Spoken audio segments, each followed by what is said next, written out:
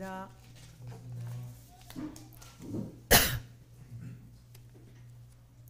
사랑하는 여러분, 우리 공동체는 정지연 집사님을 통하여 뜻하지 않는 사고로 정지연 집사님도 또 우리 공동체도 많은 슬픔과 애통하는 시간을 나누고 있습니다.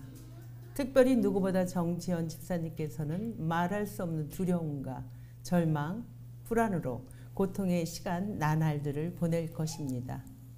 우리는 그 고통을 같은 마음으로 체감할 수 없습니다. 마음의 상처를 우리는 치유해 줄 방도도 없습니다.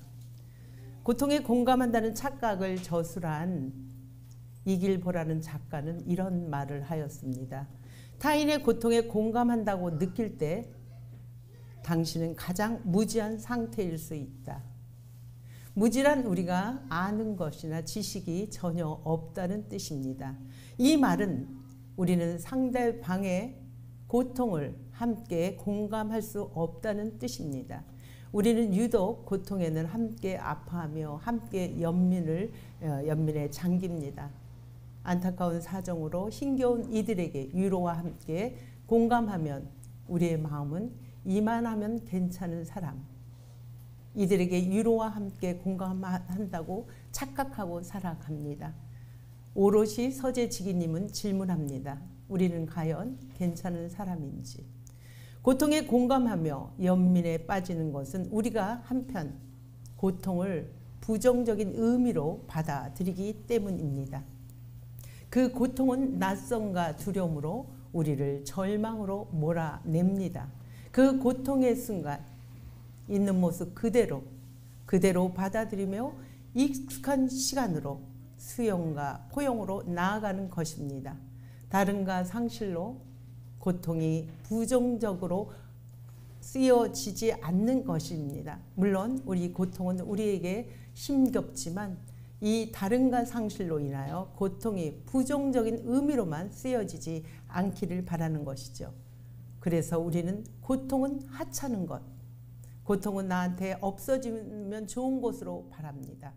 고통을 받아들이고 그것을 가져다 주는 가치를 배웠다고 청각장애인의 부모를 둔 이길보라 작가는 고백했습니다. 벼는 익을수록 고개를 숙인다 합니다. 우리는 미래의 불확실성에 아는 것이 전혀 없습니다. 그럼에도 우리는 우리가 가진 이성과 지성과 상식과 경험을 바탕으로 미지의 세계를 살아가려고 발버둥 칩니다. 그런 우리를 아시고 주님은 우리에게 다가와 가치 있는 인생으로 행복한 삶을 살라고 오늘 말씀은 주시려 합니다. 첫 번째로 하나님께서는 우리에게 우리와 마주함으로 너에게 다가오신다 말씀하십니다. 오늘 말씀이 무척 길어서 제가 말씀은 다시 한번 읽지 않겠습니다. 오늘 말씀에 종교 지도자와 기득권자들은 세례 요한이 자신들의 안일한 종교생활, 태폐한 종교생활에 회개와 정결의식을 외치기 때문에 그를 늘 못마땅해 했습니다. 그 세례 요한이 옥에 갇히자 그들은 기쁨에 젖었죠. 그러나 그 기쁨에 젖는 순간 잠시 예수라는 인물이 나와서 이전보다 더 많은 추정자와 더 획기적이고 파격적인 행동을 갖게 됩니다. 바리새인과 기득권자들이 그것을 놓고 논쟁을 하기 위해 예수에게 다가옵니다. 우리 예수님은 그 자리를 피하십니다. 우리 예수님의 때에 이들과 논쟁하면서 십자가로 죽음을 받기에는 아직 때가 아닌 것을 우리 주님은 아시기에 그 자리에, 유대의 그 자리에서 갈릴리로 행하시는 것입니다. 우리 예수님의 하실 일, 제자들을 더 교육시키고 우리 예수님 민중들에게 하나님 나라는 어떻다 하는 것을 보여주시기 위해서 우리 예수님은 오늘 성경에 다시 갈릴리로 가셨다고 합니다. 이방의 땅 갈릴리, 불쌍한 그들, 힘들게 살고 있는 그 갈릴리로 우리 예수님은 가십니다. 갈릴리로 가는 길은 유대에서 가는 길은 세 가지 길이 있습니다. 요단 해변길을 가는 길이 있고, 요단 분지길을 가는 길이고, 해안을 돌아서 가는 길이 있습니다. 그러나 가장 직진거리, 빠른 길은 사마리아를 통과하는 길입니다. 약 90km가 걸리는 이 길을 우리 예수님은 이들이 가지 않는 길, 유대인들은 절대 이 사마리아에 있는 들을 사람으로 여기지 않고 상종하지 않았습니다. 그 내용은 우리 교인들은 다 알고 계실 것입니다. 혼혈아인 이들을 종교성의 순수성을 갖지 못하는 이유로 이들은 그 길을 피해갔지만 우리 예수님은 의도적으로 사마리아 직통거리로 들어가십니다. 우리 주님의 모습은 먼지투성이에 초재한 모습입니다. 피로에 지친 연약한 모습으로 갈증으로 인한 배고픔과 목마름의 예수님이십니다. 이 모습을 상상해 보십시오. 사람의 모습, 그 모습 그대로 우리 예수님은 오늘 말씀 속에 그대로 우물 곁에 앉으셨다고 기록합니다.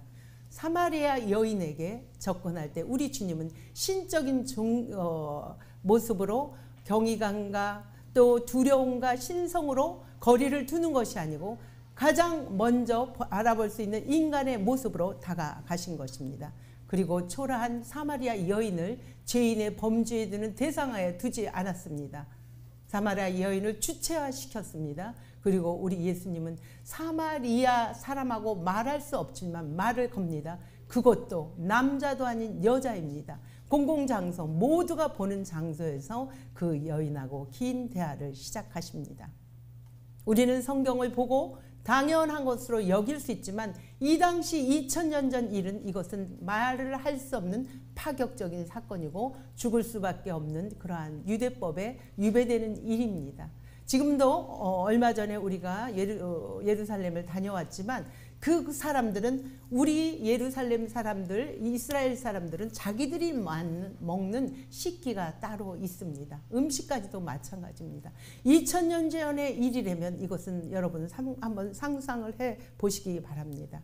우리 예수님 의도적으로 가신 것입니다. 사마리아 길을 너희들이 알고 있는, 이스라엘 너희들이 알고 있는 구원의 길이 제대로 알지 못하는 것을 그 무지의 그들에게 알려주고 싶어서 우리 예수님은 의도하신 것입니다. 차별과 혐오와 배제의 담을 허물고 우리 주님은 그 허문 담에 수용과 포용으로 모두가 한 사람도 예외 없이 구원의 대상이 된다는 것을 보여주고 싶은 사건입니다. 사랑하는 여러분, 넷플릭스 1위로 요새 뜨고 있는 거 있습니다. 회자되고 있죠. 나는 신이다. 보다가 도중에 못 보는 분들이 많이 계시다고 합니다. 사람이라면 볼 수가 없는 그만큼 치욕스럽고 아주 입에 담을 수 없는 것입니다.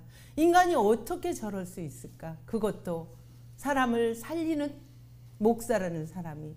참 이것을 보는 내내 저 또한 불편했습니다.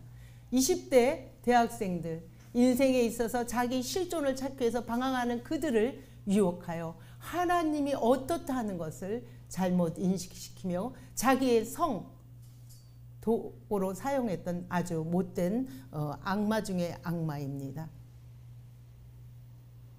내 백성이 나를 아는 지식이 없기 때문에 이렇게 수많은 사람들이 지금도 이단에 넘어가서 이렇게 고통을 당하고 있습니다. 우리 주님 오신 목적은 오늘 성경에 분명히 말씀하십니다. 나를 보내신 이의 뜻을 이루고 그 뜻을 온전히 이루기 위해서 주님은 오늘 본문 속에서 분명히 말씀하고 계십니다. 그 일을 위해서 나는 신이다 외쳤던 그 사람과는 반대로 나는 신의 자리를 버리십니다. 하늘 자리를 버리고 이 땅 가장 낮은 마구간의 탄생으로 당신의 인생을 시작하십니다. 왜 그러실까요? 우리 주님이 신의 능력으로 군림하며 이적과 기적을 행하면 그들은 그 말씀을 복종하며 우리 예수님을 신으로 믿는 그러한 사건 아닌가요? 그러나 하나님을 알지 못하는 우리들에게 우리 하나님은 그렇게 다가서지 않습니다. 하나님은 인격적으로 우리 주님을 이 땅에 보내셔서 우리 주님이 어떻게 하나님의 뜻을 이루며 그 나라를 위해서 자신을 바쳤던 것을 직접 보여주고 싶었던 것입니다. 그러기에 우리 주님은 우리에게 사마리아 여인에게 다가오신 것입니다. 우리가 인간으로 다가올 때 바라볼 수 있는 가장 인간다운 모습으로 가까이 오신 것입니다. 어떤 모습이었죠? 피곤하고 초라하고 배고픈 초췌한 우리 그런 예수님이 사마리아 여인에게 나에게 시원한 냉수 한 사발 달라. 지금도 우리는 사마리아의 여인처럼 주변에 울고 있는 자들이 너무도 많습니다. 약자들이 있습니다. 전쟁으로 인한 도중 중도 장애자들, 사망한 자들, 또 굶주린 기아들, 우리 가장 가까이 있는 북한 동포들, 또 난민들, 탄식하며 고통하는 자들, 그곳에 우리 주님은 계십니다. 사마리아 여인처럼 종교적, 정치적, 사회적, 문화적으로 차별과 혐오를 받은 그들에게 때론 여러분들은 누구와 지금 마주하고 계시는지요? 그들에게 우리 있는 모습 그대로 그들 가까이에 마주하고 계시는지요? 여러분 잠시 멈추어 보십시오. 주님의 초대의 소리에 지금 우리 모든 고통에 각자의 짊어진 고통에 신음하고 있습니다. 그럼에도 다가오신 그 주님의 앞에 자유의지로 용기를 내어 주님과 대화를 나누어 봅시다. 있는 모습 그대로 우리가 고통을 마주할 때, 그러할 때 하나님께서는 우리의 눈높이로 대화를 이끄신다고 두 번째 말씀하십니다. 주님도 사마리아 여인도 갈증의 공통점이 있습니다. 그러나 우리 주님은 사마리아 여인을 의도적으로 만나기 위해서 계획적인 의도로 갈증을 통하여 영적인 갈증, 영원한 생수를 주기 위하여 그 여인에게 보이는 갈증을 통하여 들어가신 것입니다. 유대인의 정결 규례로는 지금도 그들하고 같은 그릇으로 물을 마실 수 없어요. 주님은 말꼬리를 이것으로 시작합니다. 아무것도 준비하신 우리 주님께서 물을 달라. 율법을 넘어서 우리 주님은 여인에게 초대에 응하는 대화를 물꼬를 여신 것입니다. 사마리아 여인은 말할 수 없는 것입니다. 유대인하고 말할 수 없지만 이 여자는 너무 기가 막혔겠죠. 물 먹을 그릇도 없는 사람이 유대인이 이 사마리아 우물을 길르니 이것을 통해 물을 달라고 하니까 여인이 대답을 합니다. 나와 상종하면 안 되는 거 아닙니까? 자신이 살아가면서 힘든 육체적 고통을 시작합니다. 예수님은 이것을 통하여 하늘의 말씀을 시작하고 우리 사마리아 여인은 살아가면서 힘들었던 땅의 소리, 세상의 소리를 이야기하기 시작합니다. 그러나 우리 주님은 대화가 안 되는 것 같습니다. 이 두 사람의 대화는 불협화음으로 이어질 것 같지 않지만 우리 주님은 끝끝내 그 자리에 앉으면서 여인의 심층적 마음까지 끌어내는 것입니다. 여인이 말꼬를 엽니다. 당신이 그러면 우리 야곱보다 크니까? 예수님의 말씀이 점점 더 신비로워지니까 이 여인은 그럼 당신은 우리의 선지자입니까? 결국은 어디까지 가냐면 이 여인은 용기를 갖고 자신의 그러한 위치에서 말할 수 없는 공공장소에서 주님과 대화하기 시작하는 것입니다. 처음에는 대화하지 않았지만 대화하는 가운데 자신의 정체성을 찾게 되는 것입니다. 인간 누구나 시면에 질문이 있습니다. 우리는 누구를 믿을 것인가? 내가 믿는 신이 참 신인가? 그렇다면 그 예배는 어디서 드려야 되는 것인가? 우리가 진정으로 예배할 것이 어디입니까? 의 질문까지 여인에게 도달하는 것입니다. 차별과 억압과 배제 속에 살고 있던 이 여인이 주님 앞에 묻고 있는 것은 뛰어넘는 초월적, 이 세상의 환경이 아닌 초월적인 하나님, 보이지 하나님, 당신이 예배하는 자리는 어디입니까? 이것까지 가는 것입니다. 여러분, 우리의 예배는 어떤 것입니까? 모여서 성경 보고 읽고 찬송하고 기도하고 헌금하고 봉사, 예배를 우리는 그렇게 생각합니다. 맞습니다. 그렇다면 예배자의 삶은 어떻게 살아가야 하는 것입니까? 사마리아 질문에, 이 여인의 질문에 주님은 이렇게 답을 하십니다. 예배의 성전은 그들이 알고 있던 예루살렘 성전, 이 사마리아인이 섬겼던 그림심 산도 아니다. 두 군데 예배 드렸던 그곳에 예배 드리는 게 정통 예배가 아니다. 예배의 장소를 알리십니다. 하나님은 영이시니 신령과 진정으로 예배할지니라. 무슨 말씀이십니까? 하나님은 영이시니 어디 무소부재 시간과 공간을 초월해서 밤낮을 초월해서 어디에나 계신 하나님이시니까 너희들의 마음을 신령과 진정으로 드려라. 다시 말하면 예배라는 것은 서비스입니다. 서비스가 뭡니까? 봉사하는 것입니다. 언제나 어디서나 주님을 향하여 우리는 우리의 만나는 모든 사람들 주님을 향하여 우리는 서비스하는 시간이 진정한 예배자라고 주님은 말씀하십니다. 공간에서 구속받지 않고 자유와 해방을 받은 여인은 고백을 하게 됩니다. 메시아, 내가 올 줄을 알았다고, 내가 기대할 줄 알았다고 거기까지 끌어냅니다. 이렇게 처참한 환경 속에 있는 이 여자도 마음속에서는 늘 갈망하고 있었던 것입니다. 메시아, 당신이 오시면 나를 살려줄 것이다. 이 여인이 이 말을 듣고 고백하는 것입니다. 자신의 정체성을 압니다. 우리 주님이 내가 그다. 이 여인한테 내가 그다. 이 여인이 갈망한 메시아, 내가 바로 그다. 사랑하는 여러분, 저는 상담을 가끔 하게 됩니다. 대면이나 전화로 상담을 하게 되죠.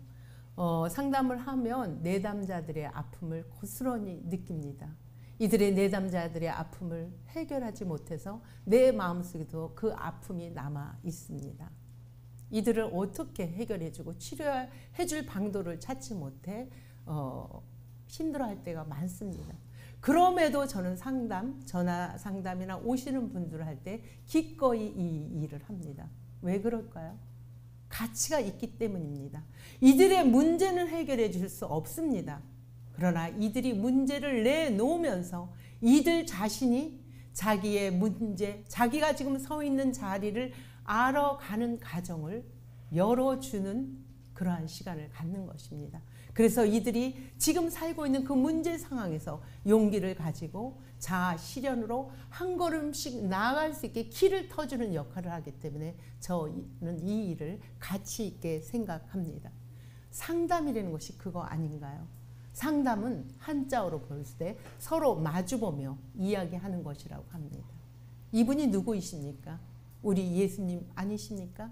인간의 모습으로 권위적인 신적인 모습을 버리고 가장 인간된 모습으로 갈증을 느끼고 갈증이 필요한 사람 앞에 앉아서 우리 예수님은 그에게 나에게 물을 달라 물꼬를 여시며 그 여인을 대화를 이끌어 가시는 그러한 우리 주님 아니십니까? 우리 주님은 우리를 이렇게 당신의 눈높이로 맞춰주셔서 우리와 대화하십니다.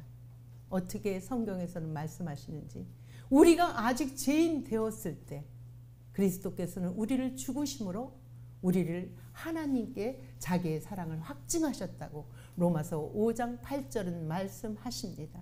우리 주님은 우리가 아직 연약할 때 우리한테 다가와서 당신의 사랑을 보여주신다는 말씀이십니다. 이러할 때 우리 각자만이 갖고 있는 이 잠재력이 피어나는 것입니다. 우리 주님은 하늘과 땅의 경계선을 당신의 몸으로 허무셨습니다. 우리 주님의 대화법, 측은지심, 마음의 궁유를 가지고 나는 나가 아니고 나는 신이 아니고 나는 너가 돼서 상대방의 마음으로 들어주셨던 것입니다. 다름으로 인정하지 않으셨다는 것이죠. 다름이 생기는 것이 아니고 다름으로 인정하지 틀림으로 인정하지 않으셨다는 것입니다. 틀림으로 규정되는 순간 나누어지고 분리하게 되는 것입니다. 옳고 그름이 생기며 차별과 배제가 생겨나는 것입니다. 우리 주님께서 우리의 이러한 몸 경건하지 못한 늘 이 자리에 앉아 예배드리지만 나갈 때는 결국 인간의 모습으로 살아가는 우리를 아시고 우리 주님은 당신의 몸으로 엎드리셔서 당신이 우리가 그 돌을 디딤고 일어설 수 있는 힘을 주십니다. 우리 여러분들 각자에게 시련과 고난은 있습니다. 그 시련과 고난으로 그 고통이 우리를 한때는 무섭게 우리를 납작하게 만들 수 있습니다. 그러나 그 납작함이 우리의 발판이 되어 더 깊은 하나님의 세계로 나아가길 바랍니다. 그렇게 대화를 나눈 우리 주님은 그러면 어떤 삶을 우리가 살기를 원하시나요? 세 번째로 하나님께서 우리의 독특성을 인정하며 그 독특성을 주님과 조율하며 세상에 발현시키라 말씀하십니다. 오늘 말씀은 우리 주님은 전도 방식이 참 독특합니다. 우리를 로봇과 같이 당신이 마음대로 조정하여 많은 사람들을 전도해도 되고 요술 램프와 같이 우리를 당신이 창조했던 것 같이 그들을 전도해도 되는데 우리 주님은 참 쉽지 않은 방법으로 오십니다. 그분의 방법은 우리 인간의 본연을 그대로 보여주시는 것입니다. 고집쟁이고 변하지 않는 우리들을 설득시키고 싶으신 것입니다. 무엇으로? 사랑으로, 겸손으로, 인내로 우리를 설득시키며 우리를 항복시킬 때까지 우리 주님은 그 정성을 끊이지 않고 하시는 그러한 주님이십니다. 구세주 메시아를 만나기 전 이 여인의 모습을 생각해 보십시오. 사람을 피해서 가장 더운 12시 이스라엘을 가보면 알겠지만 그 해가 떴을 때랑 해가 안 떴을 때 기온차가 말도 못하게 심합니다. 사막의 그런 기후 영향인지 이스라엘은 그러한 것을 우리가 많이 느끼죠. 그래서 이 시간에는 사람들이 모이지 않는 시간을 이 여인은 택한 것이죠. 자기의 자신의 모습 때문에. 그런 여인이 주님을 만났을 때 내 남편이 뭐라고 합니다. 5번 지금 사는 6번째 남편도 내 남편이 아닙니다 하고 여인이 고백을 하는 겁니다.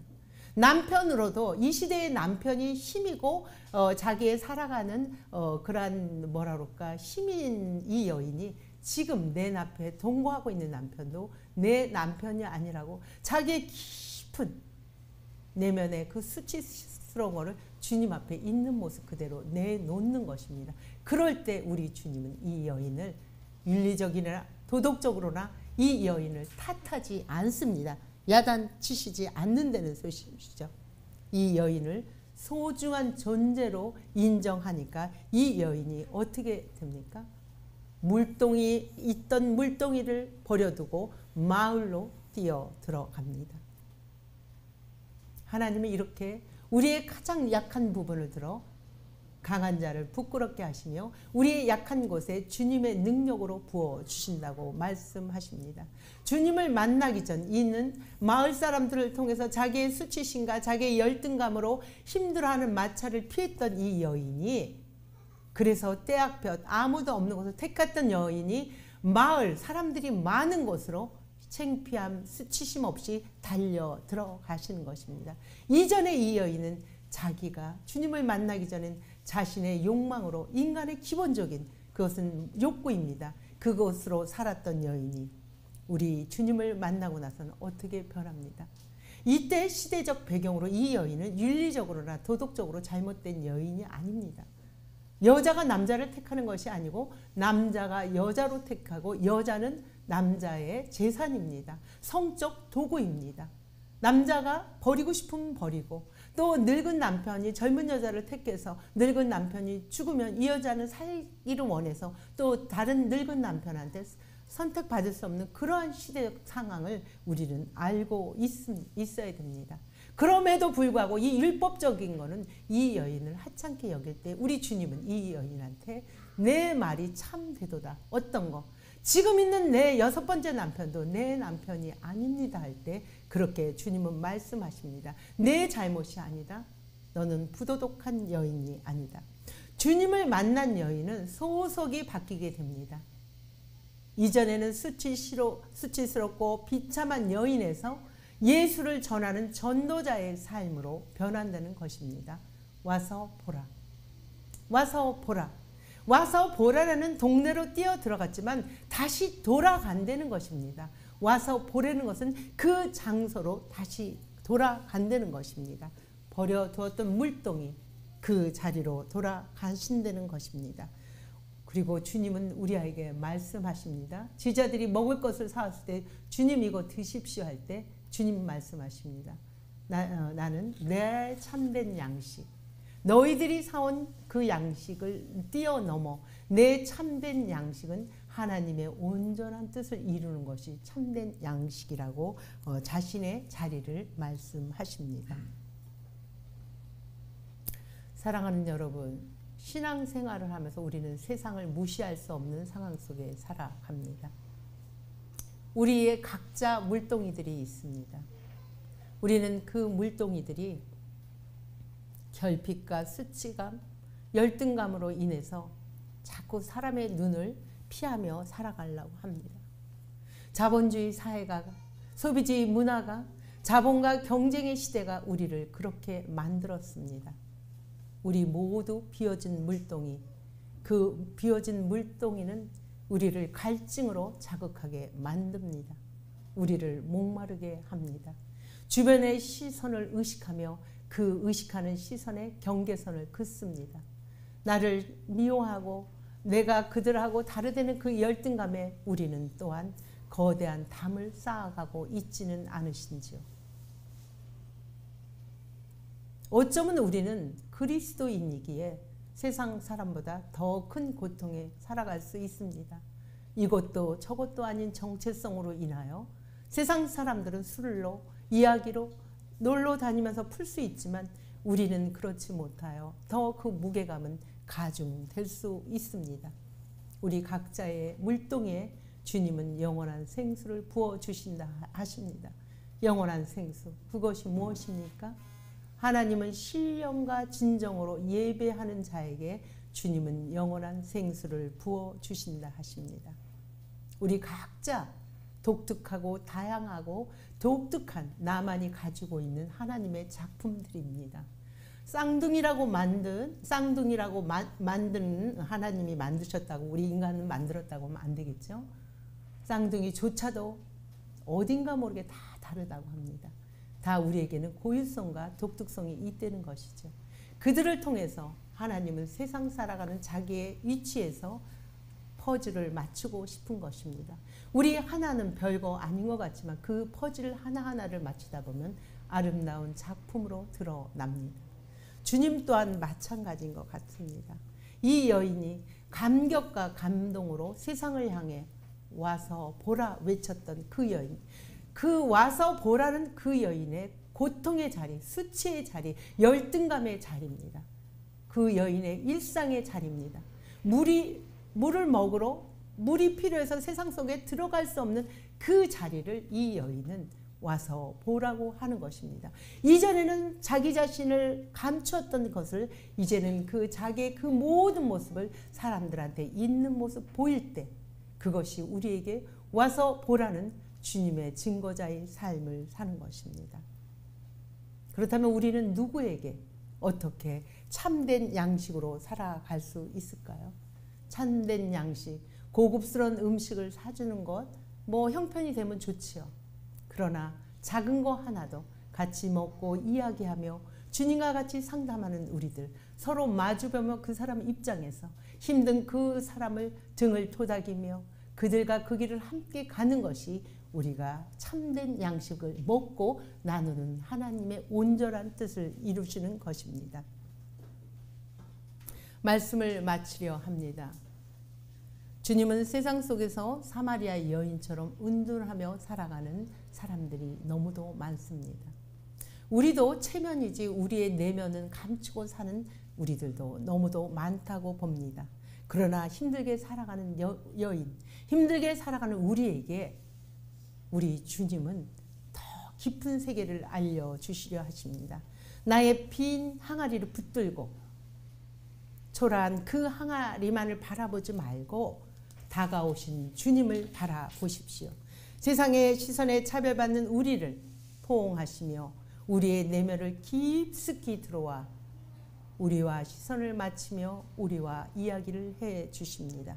우리의 갈증으로 가득한 항아리에 당신의 목마르지 않는 영원한 생수를 부어 주십니다. 너에게로 또다시 그가 내게로 온다. 주님은 말씀하십니다. 이 물을 여러분 마셔보지 않으시렵니까? 기도하겠습니다. 좋으신 아버지 감사합니다. 우리는 알 수 없는 미래 속에서 내가 알지 못하는 여러 가지를 경험합니다. 기쁠 때는 우쭐하고 슬플 때는 낭망하며 뜻하지 않는 사고로 인해서는 걱정과 불안에 살아갑니다. 그러한 마음속에 우리 주님은 우리에게 또다시 우리에게 다가오신다 합니다. 그 모든 것을 주님 앞에 있는 모습 오신 예수님 앞에 우리의 있는 모습 그대로 우리도 내놓고 주님과 깊은 대화 속에 들어가게 허락하여 주옵소서. 우리에게 주어진 일상의 생활, 일상의 직업들을 하찮게 여기지 않고 그것이 와서 보라는 나도 행복하며 주변도 살릴 수 있는 그러한 장소가 될 수 있도록 주님 은혜 내려 주옵소서. 예수 그리스도의 이름으로 감사하며